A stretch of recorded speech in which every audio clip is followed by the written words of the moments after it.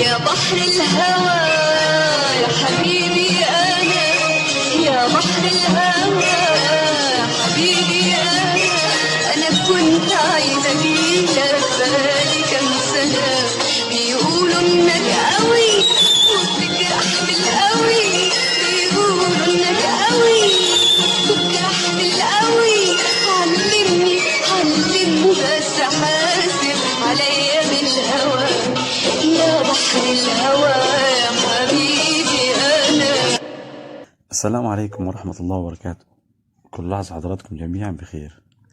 أهلا وسهلا بكم في برنامج بحر الهوى على راديو رؤيا سحر الراديو. هيكون مع حضراتكم شاذلي حلبي، وهنسمع فيه حاجات كتيرة مختلفة، وهنبدأ بها القرآن الكريم. السلام عليكم ورحمة الله وبركاته. مستر شاذلي حلبي، وأهلا ببرنامج بحر الهوى. مستمعين راديو رؤيا الأعزاء، معكم سارة أمجد محمد علي، عندي 6 سنين، مقيمة بالغردقة، هوايتي رسم وشعر، ونفسي أطلع دكتورة نسا. وهقول لكم قرآن يا رب يعجبكم. أعوذ بالله من الشيطان الرجيم، بسم الله الرحمن الرحيم. قل أعوذ برب الناس، ملك الناس، إله الناس، من شر الوسواس الخناس، الذي يوسوس في صدور الناس من الجنة والناس. صدق الله العظيم. السلام عليكم ورحمة الله وبركاته.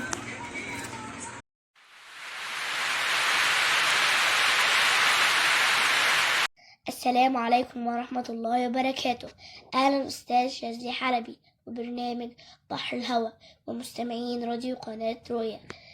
أنا اسمي نوران وعندي 9 سنين، مدرستي عثمان ابن عفان للتعليم الأساسي، وهوايتي الرسم، ونفسي لما أكبر أطلع دكتورة. وأقول قصة يا رب تعجبكم. وعنوان القصة النهاردة السلحفاة العنيدة. كان في سلحفاة طالعة تلعب، راحت مامتها قالت لها ماشي اطلعي، بس عندي شرط واحد، هو إنك تحافظي على سلامتك. وكانت السلحفاة وهي طالعة السلحفاة راحت شافت الأرنب كان بيجري بسرعة رهيبة. راحت قالت السلحفاة ازاي الأرنب بيجري بسرعة رهيبة وأنا بمشي ببطء. راحت قعدت تفكر شوية، لقيت ان البيت اللي على ظهرها هو اللي مخليها مش بتجري بسرعة. راحت قالت لمامتها يا ماما أنا عايزة أشيل البيت اللي على ظهري. راحت مامتها قالت لها لا، ازاي انتي بتقولي كده؟ البيت اللي على ظهرك هو اللي بيحميكي من الحيوانات الشرسة. راحت قالت لمامتها ليه يا ماما؟ أنا عايزة أشيله عشان أعرف أجري بسرعة. وراحت قالت خلاص اسمع الكلام، وطلعت من بره البيت وهي مصرة ان هي تشيل البيت اللي على ظهرها. راحت بين شجرتين وحبست نفسها وقعدت تزحف عشان راح البيت اتكسر. وبعد ما اتكسر راحت نادت على الأرنب وقالت له يا أرنب يلا نعمل سباق ونشوف مين اللي هيبقى أسرع. وكانت مش قادرة تتحرك، وهي بتجري هجم عليها حيوانات كتير وقعدوا يعضوا فيها، مكانتش قادرة ورجعت تعيط لمامتها. وعرفت ان هي غلطانة لما هي كانت مش بتسمع كلام مامتها. وده اللي نتعلمه من قصتنا النهاردة.